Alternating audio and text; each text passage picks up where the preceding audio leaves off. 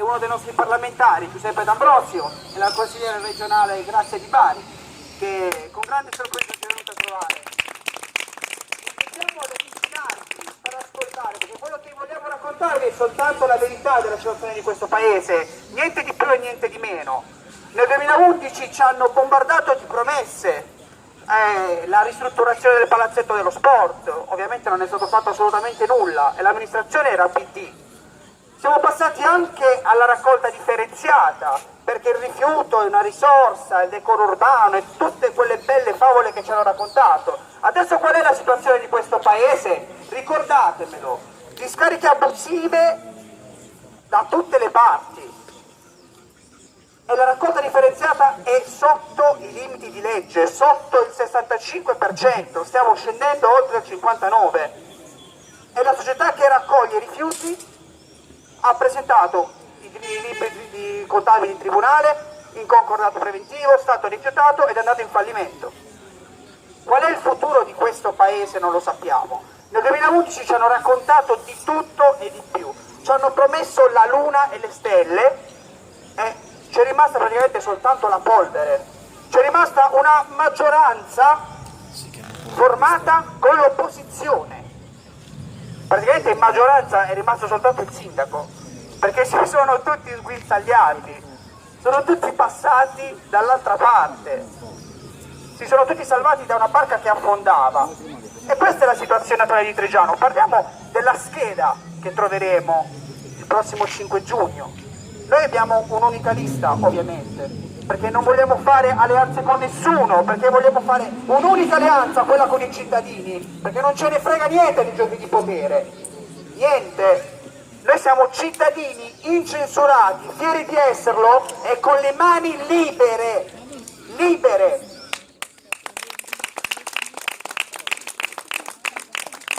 Noi non dobbiamo accontentare nessuno. Non dobbiamo accontentare l'amico che ci ha portato 1000 voti di lista, non dobbiamo accontentare nessun vassallo, nessun valvassore, non abbiamo amici, sceglieremo gli assessori con bandi pubblici, in rispetto del nostro principio di trasparenza e legalità, per competenza. Dove sono le competenze in questa amministrazione? Dov'è la cultura? C'è un assessorato alla cultura. Qualcuno ha visto la cultura a Trigiano? Qualcuno ha visto uno spettacolo? Qualcuno ha visto formazione? Qualcuno ha visto sport? No. A Trigiano non c'è più niente, ragazzi. A Trigiano non c'è più niente, è il deserto. Trigiano è un dormitorio. È un paese dove di domenica alle 16:30 alle 16 non c'è nessuno per strada. Questa è la situazione attuale di questo paese. Tornando alla scheda che troveremo, quali saranno i nostri avversari? 2 mega coalizioni, ovviamente, altrimenti come si spera di vincere facile? Fare 7 liste, per un totale di 14 liste le 2 coalizioni, candidare chiunque, perché è stata candidata anche gente non residente a Trigiano, sono state pescate gente a Capurso, a Bari, gente pescata a Carbonara per riempire le liste. Si sono mossi i grandi poteri per andare a pregare la gente di candidarsi. Dai, candidati, perché ci mancano le quote rosa, che in realtà sarebbero le quote di genere. Eppure è questa la situazione. Ci troviamo soltanto mega coalizioni, con programmi scritti con i cittadini. Hanno scritto il programma con mezzo gazebo, hanno fatto un gazebo ad aprile e sostengono di aver scritto il programma con i cittadini. Ma quando mai? Quando mai? Non li abbiamo mai visti lavorare con i cittadini, non li abbiamo mai visti per strada e sostengono di aver fatto il programma con i cittadini. Noi l'abbiamo scritto il nostro programma con i cittadini, è già online, il programma partecipato. L'abbiamo scritto con gli incontri in sala mostre, l'abbiamo scritto davvero grazie ai suggerimenti e anche alle correzioni dei cittadini. Correzioni che sono arrivate personalmente, correzioni che sono arrivate via mail. Abbiamo fatto diversi incontri per costruire un programma. Loro invece lavorano per i fatti loro, chiusi nei palazzi e non conoscono neanche la situazione attuale. Non conoscono quello che significa vivere a Trigiano, non conoscono quello che vuol dire fare i conti con la difficoltà di tutti i giorni, non sanno cosa significa fare la spesa, non sanno nulla. Però puntualmente, grazie, non so a quale tipo di faccia di bronzo, si presentano con le loro promesse e cominciano a promettere posti di lavoro. Io ho sentito di tutto, mi hanno riferito di tutto in questo periodo. Ho sentito di promesse di lavoro a 3 mesi con cooperative, ho sentito di buoni benzina, ho sentito di 50 euro, ancora questi 50 euro che girano. E spero che non ci sia gente che si venda per 50 euro in questa tornata elettorale. È vergognoso, dovete vergognarvi, voi che prendete per il collo la gente che ha bisogno. Vergognatevi! Ve lo direi in faccia se avete il coraggio di venire e dire siamo stati noi. Vergogna! Vergognatevi! Ogni persona ha la sua dignità, il lavoro è dignità, dobbiamo lavorare in comune per far sì che il lavoro sia una materia di tutti, sia alla portata di tutti. Il lavoro non deve essere un diritto speciale ed è vergognoso prendere per il collo questa gente. Abbiamo quindi questa situazione di mega coalizioni, i programmi partecipati iscritti con i cittadini. Abbiamo anche avuto i gazebo delle coalizioni, perché adesso fanno anche i gazebo. Incredibilmente, perlomeno qualcosa di buono che facciamo ce la copiano e capiscono che devono stare in piazza per prendere i consensi. Quello che noi facciamo praticamente da 10 anni, dal 2008, dalla piazza al 2006, sono 10 anni che il Movimento 5 Stelle è in piazza. Non lo sapevamo ancora che saremmo chiamati Movimento 5 Stelle, ma sono 10 anni. E ancora una volta, chi vuole ascoltarci può venire in piazza, può venire faccia a faccia e conoscere un consigliere regionale o un parlamentare della Repubblica Italiana. Quando mai li avete visti? Voi, quando mai li avete visti sul territorio? E loro possono girare, certo, l'auto blu, la scorta, dov'è? Dov'è? Quando adesso invece il Presidente del Consiglio viene contestato ovunque. Tornando ai programmi, perché purtroppo siamo stretti in queste fasce comiziali e dobbiamo essere brevi e concisi. Io parlerei per 8 ore e sarei felice di farlo. Torniamo all'argomento dell'Agorà, che è quello della partecipazione, della trasparenza e della legalità. Della legalità farà un discorso sicuramente molto più profondo il nostro parlamentare. Per quanto riguarda la partecipazione, posso dirvi che nel nostro programma, che è un insieme di piccole proposte di buonsenso, noi abbiamo inserito davvero la partecipazione dei cittadini alla vita del comune, abbiamo inserito il bilancio partecipato, abbiamo inserito la trasparenza totale. Palazzo Contrelli deve essere un palazzo di vetro trasparente, dove tutti i verbali del Consiglio Comunale devono essere leggibili e consultabili. Il Consiglio Comunale deve essere in diretta streaming, perché altrimenti si verificano le situazioni come quella grave che si è verificata a Triggiano, dove abbiamo un centro comunale di raccolta approvato e costruito alle spalle di 2 scuole a ridosso di palazzi, perché un consiglio comunale ha approvato l'esecutività, l'immediata esecutività dei lavori all'unanimità. E adesso non si sa chi ha approvato questo tipo di lavori, eppure è stato fatto. E i consiglieri interpellati rispondono: ma sì, ma io ho votato sì, però in realtà avevo detto di no. È scritto nei verbali. Dove sono i verbali? Questo è il motivo per cui vogliamo la trasparenza all'interno del Consiglio Comunale, perché vogliamo essere consapevoli e capire cosa stanno facendo i nostri politici. Noi avremo questa totale trasparenza, soprattutto la trasmissione in diretta streaming e la possibilità di fare registrazioni, in modo che nessuno dimentichi le promesse fatte in Consiglio Comunale, o le decisioni prese o le votazioni. La trasparenza sui dati, sul bilancio, il bilancio partecipato che permetterà di scegliere ai cittadini cosa fare con una quota del bilancio, se utilizzarla per un reddito di cittadinanza, se utilizzarla per un fondo per le scuole. Per quanto riguarda la partecipazione e la trasparenza, abbiamo pensato, insieme ai nostri ragazzi, ai miei ragazzi del gruppo, di fare una cosa mai vista prima, che è quella di creare un fondo per il sociale e per le scuole che hanno tanto bisogno di interventi, grazie alla riduzione al taglio degli stipendi di sindaco e assessori del 50%. 50%! Non l'aveva mai fatto nessuno, però hanno fatto i cartelloni, perché ci vuole l'acqua pubblica, ci vuole i defibrillatori nelle scuole. e parla gente che è stata in consiglio comunale, che ha svolto il ruolo di assessore. Se volevi comprare un defibrillatore, ti tagliavi lo stipendio per un mese e lo avresti regalato, non lo devi promettere in campagna elettorale, lo dovevi fare prima. Bravo. Perché? Perché è possibile, perché costano solo 1.200 euro i defibrillatori automatici. Non è un bene di lusso. Non possiamo farci abbindolare dalle solite promesse. Quanto tempo ho, scusate? Un paio d'ore, se ce la posso fare.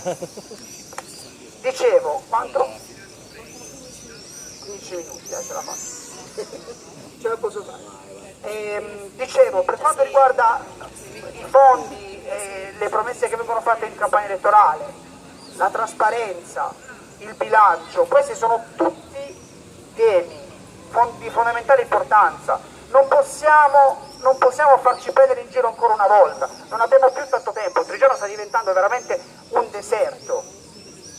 Io non so davvero cosa fare per convincere la gente, perché c'è davvero un malcostume.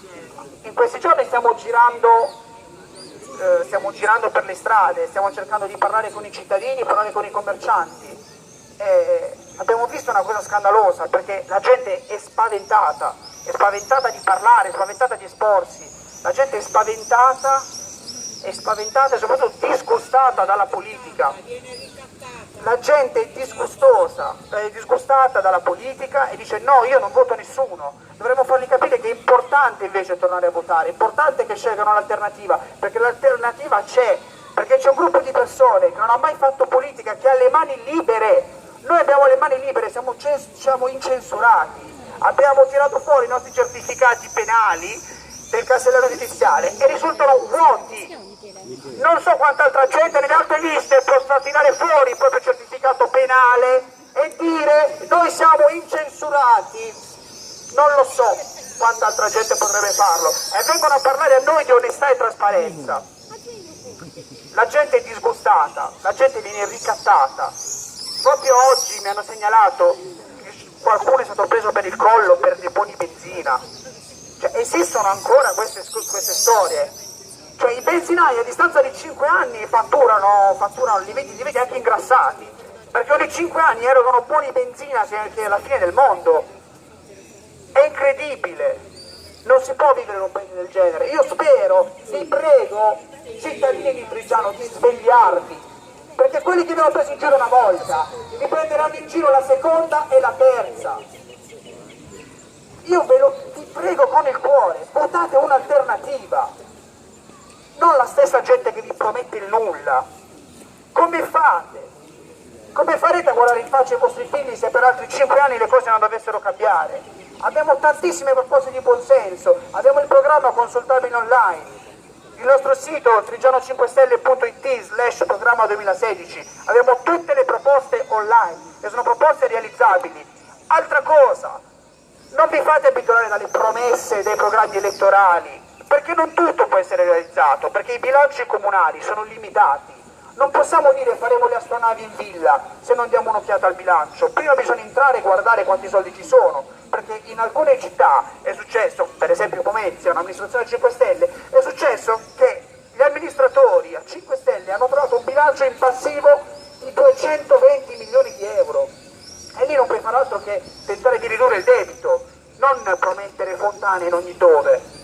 A Trigiano dobbiamo fare una programmazione radicale che va dalla trasparenza in comune fino al decoro urbano, fino alla promozione della cultura in tutte le salse.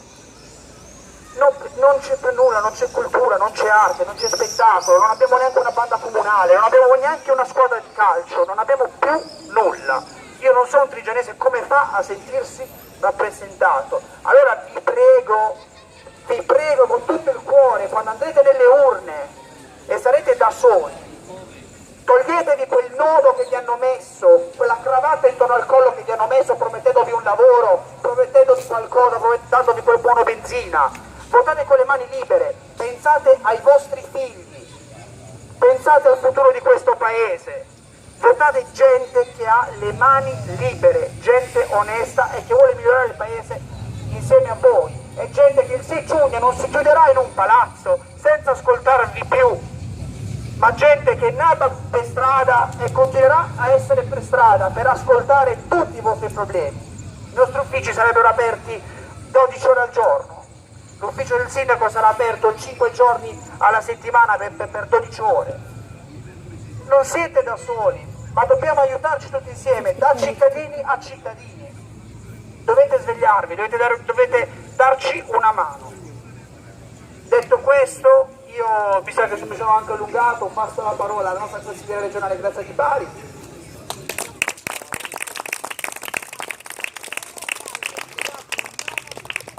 Sentite, vero? Allora, stiamo girando molti comuni perché grazie a Dio molti comuni stanno andando alle elezioni ed hanno veramente la possibilità di mandare via questa vecchia politica, destra e sinistra, che non ha fatto assolutamente niente per i cittadini, ma soltanto per le lobby. Hanno lavorato soltanto per questo e purtroppo in questo l'abbiamo aiutati noi, perché nel momento in cui li abbiamo votati, li abbiamo lasciati fare quello che volevano, abbiamo delegato a questi signori l'opportunità di gestire il nostro territorio e di decidere per noi. Ecco perché è importante votare il Movimento 5 Stelle, perché si diventa di nuovo partecipi e padroni come dire, della propria vita, del proprio territorio. È importante perché cosa vuole il Movimento 5 Stelle? Vuole soltanto che il bene comune, vuole che ad essere felici non siano soltanto determinate persone o determinati gruppi, ma sia una felicità, come dire, condivisa, perché soltanto una comunità che sta bene può, come dire, far evolvere la propria economia, la propria società. Abbiamo visto anche i programmi di queste persone che si sono... No, non mi sentite? Non sentono bene, li vedo un po' perplessi. Scusami, grazie. Non mi sentite? Ho una vocina. Dai. Dicevo, come vedete, se leggete i vostri loro programmi, sono praticamente scoppiazzati da quelli del Movimento 5 Stelle, però arrivano soltanto a fare questo, perché una volta che poi sono all'interno delle istituzioni, vi posso garantire che fanno tutt'altro rispetto a quello che hanno promesso durante la campagna elettorale. L'abbiamo visto noi in regione con Emiliano e la sua maggioranza, che aveva promesso che avrebbe risolto il problema dei rifiuti, avrebbe risolto il problema delle discariche, avrebbe risolto il problema della sanità, avrebbe risolto il problema dell'economia, avrebbe fatto chissà quante cose. Beh, in un anno vi garantisco che ha fatto ben poco, e quelle poche cose che sono state fatte soltanto per i loro amici. Quindi il problema è anche non soltanto da parte della maggioranza ovviamente, ma anche da chi fa finta di fare opposizione, perché questo accade anche in regione, che chi sta all'opposizione non fa mai vera e propria opposizione, perché poi alla fine quando si arriva al momento della votazione ti rendi conto è che o si astengono oppure votano a favore di quello che hanno criticato 5 minuti prima, magari anche andando in televisione, sui media oppure con i comunicati stampa. Molto spesso fanno questo, anzi spessissimo fanno questo, che dicono una cosa e ne fanno esattamente un'altra. Loro stanno conoscendo quella che è la vera opposizione, che è determinata da noi 8 che siamo in consiglio regionale, che controlliamo veramente tutto, andiamo preparati alle commissioni, andiamo preparati ai consigli, chiediamo di spiegarci i singoli emendamenti perché dobbiamo sapere cosa andiamo a votare e votiamo sempre e solamente per i nostri cittadini. Diciamo basta a questo sistema, voi avete la possibilità il 5 giugno, avete un'alternativa, ormai non avete più scuse per votare come facevamo prima, turandoci il naso e votando il meno peggio. Adesso non c'è da votare il meno peggio, adesso potete avere il meglio che deve partire da voi, perché il cambiamento deve partire da voi, dalla vostra partecipazione, cittadini come voi che decidono di mettersi in campo, di entrare nelle istituzioni e di lavorare solo ed esclusivamente per i propri cittadini, per il bene dei propri cittadini. È questo che fa il Movimento 5 Stelle. Il nostro motto è quello di essere, come dire, conformi a quelle che sono le nostre regole. piccole regole, poche regole, che però devono essere seguite. Nel momento in cui non vengono seguite, chi non le segue viene comodamente accompagnato alla porta. È così. 2 mandati, poi a casa. Il taglio degli stipendi non sono parole dette vuote durante la campagna elettorale. Dal 2013 voi vi siete resi conto di come siamo coerenti rispetto a quello che diciamo. I nostri parlamentari, e poi noi e anche i nostri europarlamentari, ci tagliamo gli stipendi. Con gli stipendi dei nostri parlamentari abbiamo dato la possibilità a delle microimprese di nascere, che sono il vero tessuto economico del nostro paese. Le piccole imprese, più di 1000 imprese sono nate grazie al taglio degli stipendi dei nostri parlamentari, e non è poco, non è poco se pensate che siamo in un momento dove la crisi ci sta letteralmente mangiando. E allora non abbiamo più nulla da dimostrare, la nostra coerenza è, come dire, già dimostrata, l'abbiamo dimostrato anche nei comuni laddove siamo maggioranza. Nei nostri comuni amministrati dal Movimento 5 Stelle Equitalia non c'è più, è stata mandata via, i tributi vengono recuperati in maniera coscienziosa dagli stessi comuni e non in maniera vessatoria come fa la Equitalia, che costringe le persone a pagare in maniera più che raddoppiata rispetto a quello che è il debito iniziale. Allora, se io non ho oggi 1000 euro perché ho perso il lavoro, perché non ho più la capacità neanche di gestire la mia famiglia, come posso tra 2 mesi dartene 3000? Renditi conto di questa cosa. E può farlo soltanto un'amministrazione attenta ai cittadini, che conosce i propri cittadini, e allora magari si mette d'accordo col debitore e ti rateizza soltanto il capitale, non costringendoti a pagare anche gli interessi di mora e quant'altro. E questo è il modo di amministrare in maniera normale, è quello che vogliamo portare noi all'interno delle nostre amministrazioni, la normalità. Non è niente di eccezionale, veramente sono, come dire, soluzioni semplici che partono da persone semplici che hanno a cuore solo e solamente i beni dei cittadini. Quindi vi lascio con un messaggio di speranza: riprendetevi i vostri territori, e potete farlo soltanto dando il vostro voto libero a una persona pulita come Michele e alla sua squadra. Grazie.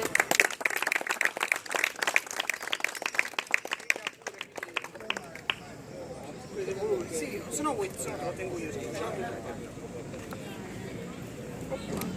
Mi sembra di stare a fare qualcosa per la polizia. E qua non sarebbe manco male la polizia, vero?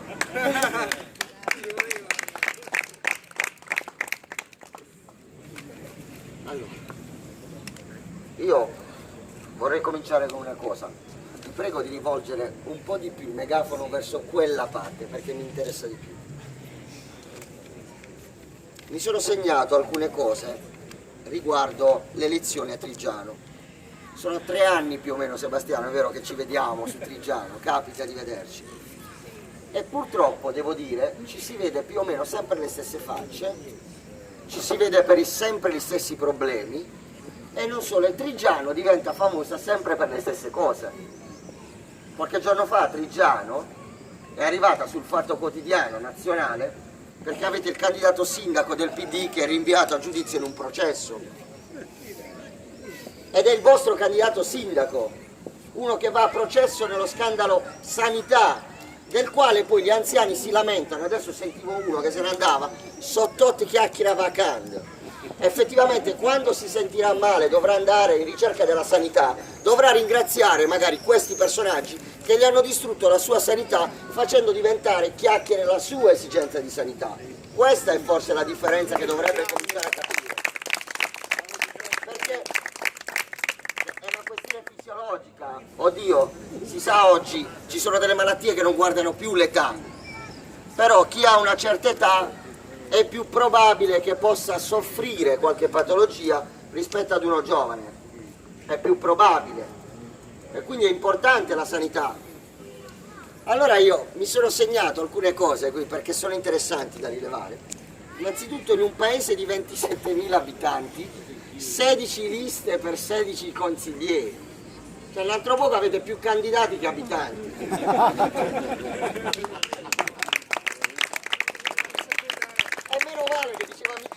che non li trovavano, perché se li trovavano venivano fuori 40.000 liste, venivano fuori. Cioè, ho capito che a Napoli c'erano 8.000 candidati, però cioè, voi siete Trigiano, non siete Napoli. Ma poi vado a vedere queste liste. Allora, a parte la lista del Partito Comunista dei Lavoratori, che ci credono ancora e fanno bene a crederci, perlomeno vanno da soli, però hanno il coraggio di andare da soli. Ma poi leggo il candidato sindaco che ho visto lì per la prima volta, Donatelli, ha questa lista che è bellissima, si chiama Obiettivo Comune, cioè lo fa capire già. Il comune.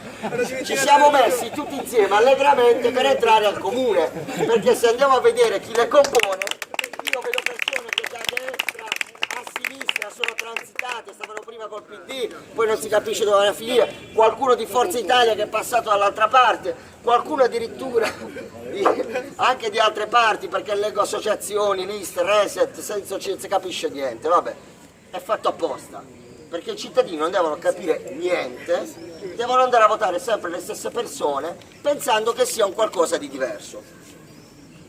Oddio, poi è facile, scusate, sembro Bruno Vespa. No, me le sono volute segnare perché voi date sempre il meglio, cioè qua non era facile da dimenticare. Poi c'è la coalizione dei Schiraldi. Lo confesso, mi stavo fermando al gazebo perché è bellissimo il gazebo, noi abbiamo niente, manco i microfoni, loro hanno solo il gazebo che era già bellissimo. Infatti chiediamolo in prestito per le prossime. Ci stanno qualche coraggio. No, così non glielo diciamo più in giro che è un rinviato a processo. Loro ci danno il gazebo, noi non diciamo che è rinviato a processo. Qui però c'è poco da ridere perché su questo candidato del PD francamente si gioca tanto della credibilità di Trigiano. Perché a Trigiano credo che se facciamo un giro adesso su quelli che sono seduti là, io credo che il buon 60-70% di loro vota PD. Sicuro. È sicuro. Perché questa piazza è una piazza molto tendente verso il PD. Molto tendente anche perché il PD ha creato delle clientele mostruose in questa piazza. Perché nella scorsa campagna elettorale delle regionali, nelle scorse campagne elettorali delle europee, qui c'è stato il voto di scambio, qui ci sono stati soldi, qui ci sono state inchieste della magistratura che facevano capo a questi personaggi che adesso sono anche rinviati a processo per altre robe. E voi cosa fate? Li andate a rivotare. Li andate a rivotare perché tanto chi è seduto su quella panchina, che cazzo gliene frega, se gli danno 50 euro, 100 euro, se li prende li va a votare. Ma il futuro invece è nostro di chi oggi qui ci sta mettendo la faccia. E io ve lo dico chiaramente, per me, lui è più importante di me per il Movimento 5 Stelle, perché io sono in Parlamento, ma lui è qui in frontiera, in una città che non risponde, in una città che ha difficoltà a mostrarsi, in una città in cui si fa piuttosto l'indifferente, in una città in cui io passo dal gazebo di Schiraldi e non c'è nessuno, ma poi scommettiamo che i voti invece saranno tantissimi. E come mai saranno tantissimi? Perché ci sono le liste. È il parente, lo zio, l'amico, il fratello, l'amante. E io oggi ho scoperto un'altra cosa. Io me la giocavo come battuta, dicevo che qualcuno veniva candidato a sua insaputa, magari l'amante. No, a Fasano abbiamo scoperto che uno è stato candidato a sua insaputa. L'hanno chiamato, venite a ritirare. No, vabbè, quello è andato alla magistratura però. Cioè l'hanno chiamato per dire venite a ritirare il materiale elettorale. E quello ha detto, di che? No, tu sei un candidato, non me ne ero accorto. Allora loro sono a questo livello. Allora io lo dico molto chiaramente, lo dico a voi che invece ringrazio perlomeno per stare qui ad ascoltare, magari anche come curiosità. Mi sarebbe piaciuto oggi che ci fosse anche il direttore di Antenna Sud, vostro compaesano, che tanto ha sbangato su questi ragazzi, ma nelle sue parole dimostrava di non aver capito assolutamente nulla di cos'è il Movimento 5 Stelle, ma niente. E invece dimostrava di essere pari a tutti gli altri candidati che hanno capito benissimo invece cosa significa essere un partito, hanno capito benissimo cosa significa andare a cercarsi voti. Invece il Movimento 5 Stelle, lo voglio dire molto chiaramente, non cerca voti, noi non cerchiamo voti, noi non ve li stiamo chiedendo. Michele ha detto una cosa giustissima, io finora vi ho parlato di questi candidati, ma sapete quanto valgono questi candidati? Valgono questo. Bravo! Valgono questo. E sapete perché valgono questo? Perché Triggiano non è altro che la periferia di Bari e nei prossimi mesi diventerà periferia della periferia di Bari, perché con la riforma di Renzi e del PD delle città metropolitane il vostro voto varrà zero, il vostro sindaco, chiunque sia, varrà zero, perché nel voto ponderato della riforma della città metropolitana varrà zero e voi semplicemente farete quello che il sindaco di Bari deciderà di fare qui. Quindi semplicemente si stanno spartendo la pagnotta per andare a fare il favore al potente di turno, promettendo cose che non potranno mai mantenere, dai lavori al voto di scambio, a soldi che magari poi non daranno. Ci siamo ridotti ai buoni benzina da 10 euro, il voto nostro vale 10 euro, 10 euro cacchio, almeno alzate il prezzo come ad Andrea che sono arrivato a 500 euro, dico io, siate furbi almeno. Allora io invece ringrazio voi e vi prego invece di essere voi quelli che vanno a rompere le balle a loro, perché loro il giorno dopo, e qui è la chiave di tutto e qui concludo, devono perlomeno avere una consapevolezza. Io ho perso le speranze che questi personaggi che vi nominavo possano in qualche modo oramai alzare la testa e rendersi conto di quello che stanno facendo, perché ce l'hanno dentro la testa questa mentalità. Ma io invece chiedo a voi, quando entrate là dentro pensate che probabilmente in quel momento avete più forza di qualsiasi altro momento. Guarda caso i partiti si ricordano di voi solo in quei momenti, magari da qualcuno sono già venuti a dire che hai problema con qualche bolletta, te la pago io, o te la mandano per pagarla. Fanno tutti i favori in questo momento perché? Perché hanno paura, hanno paura. Allora io invece vi chiedo, immaginate, con uno soltanto, anche uno soltanto lì dentro del Movimento 5 Stelle, quante notizie uscirebbero fuori da lì dentro. Allora io vi prego semplicemente di avere almeno un canale comunicativo per saperle le cose, per saperle, io non chiedo altro. Poi al prossimo giro deciderete se Michele, dopo che sarà entrato lì dentro, avrà anche la possibilità di governare, perché Pomezia, che Michele prima citava, è stato proprio questo. I cittadini non credevano nella forza del gruppo di governare, però Fabio Fucci è entrato, ha fatto opposizione, ha dimostrato, loro sì che ne capiscono invece, così bisogna fare la campagna elettorale. Ha dimostrato cosa significa fare opposizione e non finta opposizione, perché quando loro vi parlano di destra e sinistra, io in questi fogli fatico a capire chi è la destra e chi cazzo è la sinistra, perché li vedo tutti mescolati.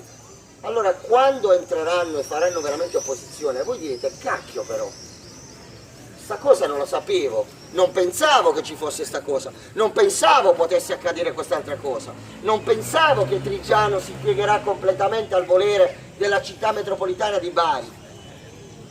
Non pensavo che in pratica la vita di Triggiano la decide il PD a livello regionale, perché quando il segretario regionale ci viene a mettere la faccia del PD con un candidato sindaco a Triggiano che addirittura ha processo, significa che non gliene frega niente del candidato, ma sta mettendo la mano su Triggiano, è diverso. Questo è quello che dovreste capire. Allora io mi chiedo, cosa avete ancora da perdere? Avete, diceva prima Michele,